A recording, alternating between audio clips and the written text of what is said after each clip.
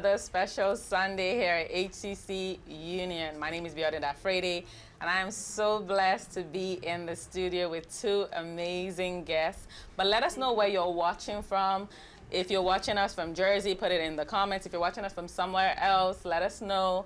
And if you are close by to 1323 Brenner Avenue, Union, New Jersey, zip code is 07083. If you are close by, why are you not here?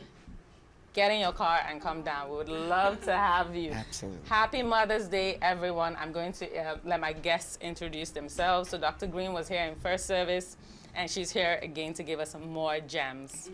Dr. Greene. Dr. Lois Greene. I am the Senior Vice President for Wellness, DEI, Human Experience, and Population Health at University Hospital in Newark. Wow. And I'm a nurse. And she's a nurse.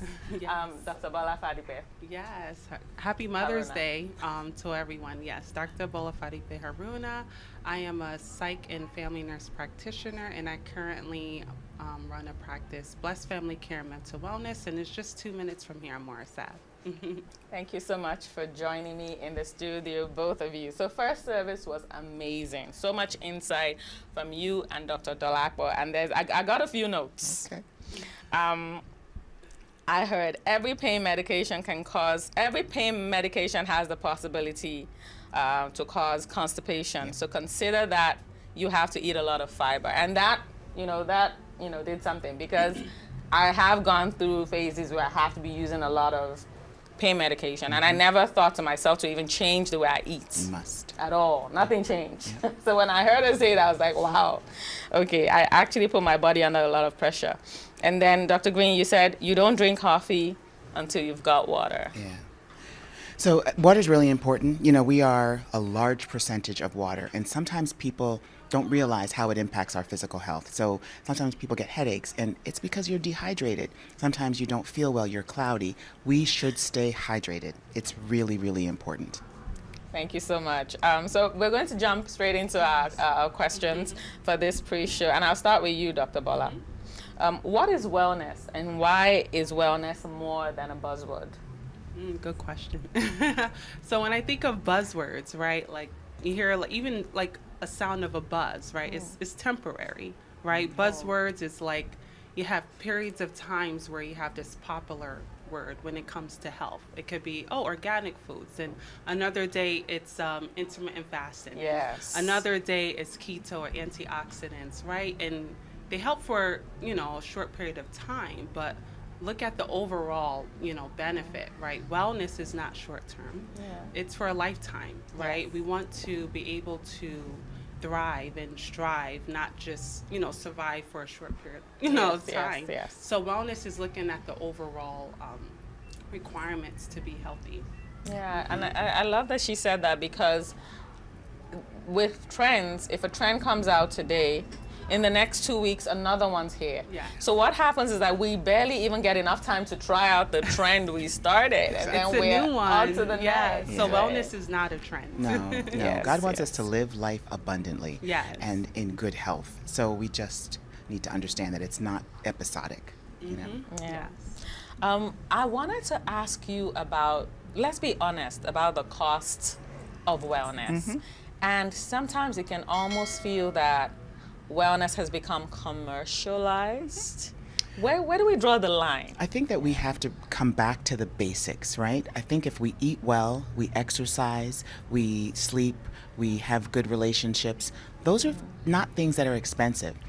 I saw in the food, and it was like, oh, no cholesterol bananas. Everything can be commercialized, right? We need to recognize that we're not just, jumping onto the next fad, but we're going to the basics. You don't have to join an expensive gym to move. There's all kinds of dances that are coming out that you can move your body and have fun without spending a lot of money. So wellness is really about enjoying the life, the food, the exercise, the nutrition, but you can do it simply. A garden. You can get fresh herbs in a garden that you grow in your backyard.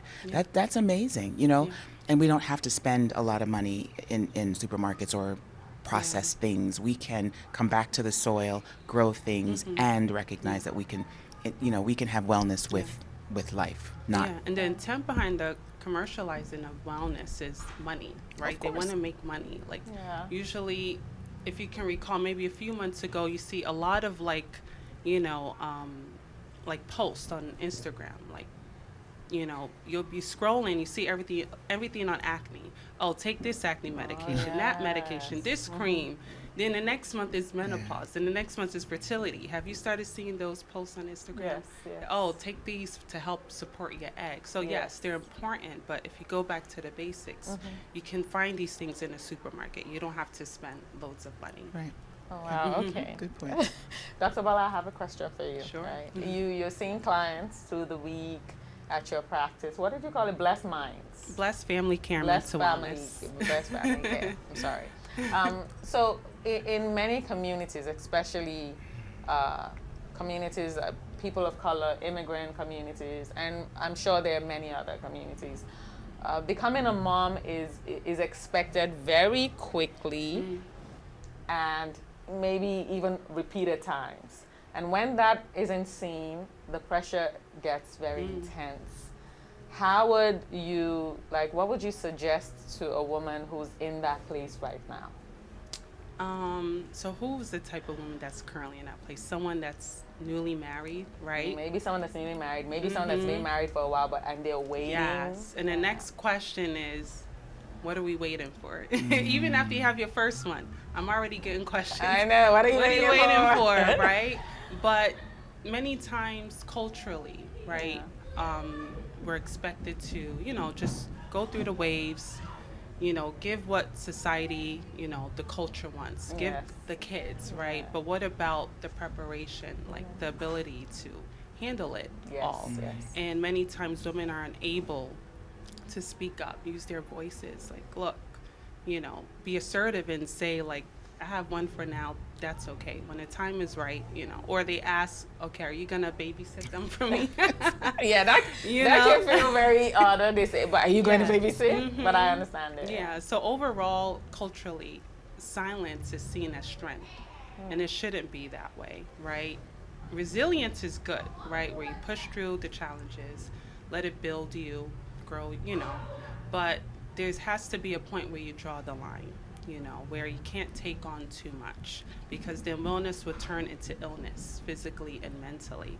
So you have to make time for you, even if it's 10 minutes in a day, 1 hour in a week, you know, a couple of, you know, days for yourself in a month, in a year. Make sure you're making time for you. Thank you. I would only Dr. Greene. add that I think people need to recognize, and I love the practice that Doctor has, because it's addressing mental issues. And sometimes in our community, we act as though mental illness doesn't exist. Sometimes it can be episodic. You can have a baby and go into what's called, and it's very real, postpartum depression.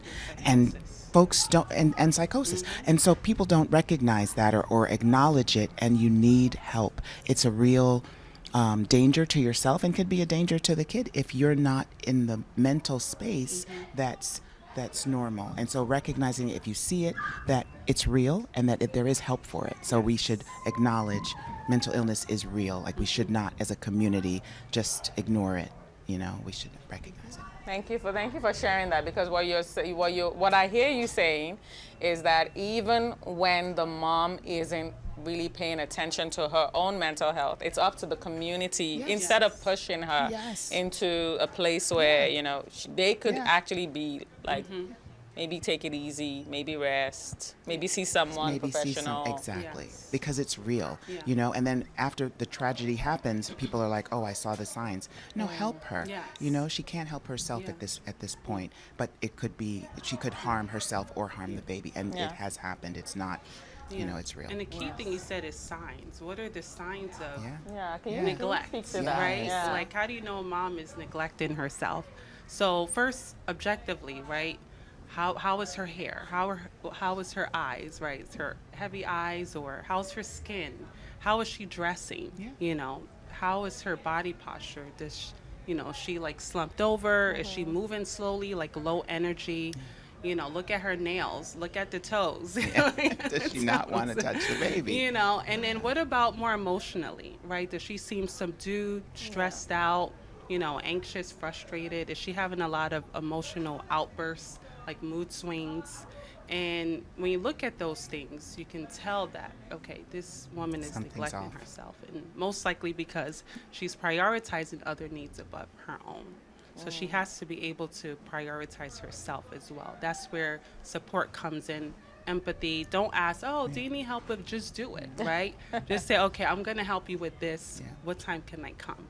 You know, Oh. they need a village. Yes. So, you know, recognize the role you can play in that village. Yes. Okay, that's good. Speaking of a village, I would like to plug next week's event. It's called Beauty for Ashes. It's our women's convention. It's actually 16th, 17th, and 18th, but 16th and 17th, the women are going off and having some fun. And then on the 18th, we're all gathering here, 1323 Barnett Avenue, Union, New Jersey. And we're going to have fun in the presence of God. We will be wearing red and mustard. Mustard, yellow. Okay. In my mind, I'm like, we'll be wearing ketchup and mustard, and then we're going to look very colorful and beautiful. And I know it's going to be amazing. Yeah. Every women's convention here is always very colorful and fun.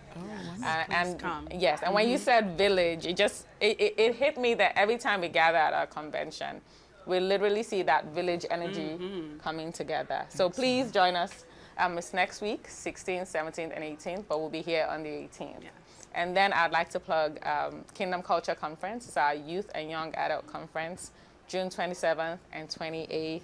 It will be here as well. 2 days. Please come and join us, and let's have fun together.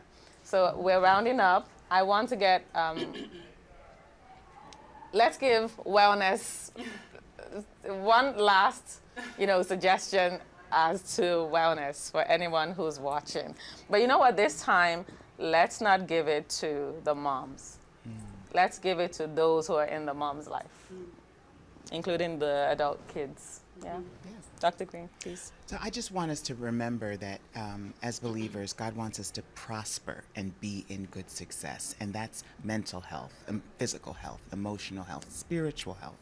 And there's a journey to it. So thank you for hosting something like this where we can have these conversations. Wow. Thank you. Thank you for coming. Absolutely. Well, in the spirit of Mother's Day, I have to give a message Let's to go. the moms. Okay. So as moms, we play this role, right, as a caregiver, but we do it from the heart and we do it with love. But that's not our only role, right? We're whole, we're human, right? So wellness matters to us, right? So if you're thinking of, Mom, help me with this and that, think of her as well. And then for moms, don't expect others to prioritize your needs and your health. You have to do it for you, not for them, but for you. So make sure you take care of yourself because you deserve it. Absolutely. Happy Mother's Day. Oh, wow. Thank you so much. Before we went live, Dr. Greene was sharing something very important to me. So I love the fact that you came. Dr. Bola, I love the fact that you also came. We're going into second service, and it's going to be an incredible service. Just going off from what we learned from you and Dr. Dolakbo in the first service, we're looking forward to learning even more in the second service. I have questions that I want to ask you in the second service, but I might leave room for other people to come up and ask those questions. But I know that there is so much that moms in the moment, they don't think about, they don't consider, but they want other people to see it for them.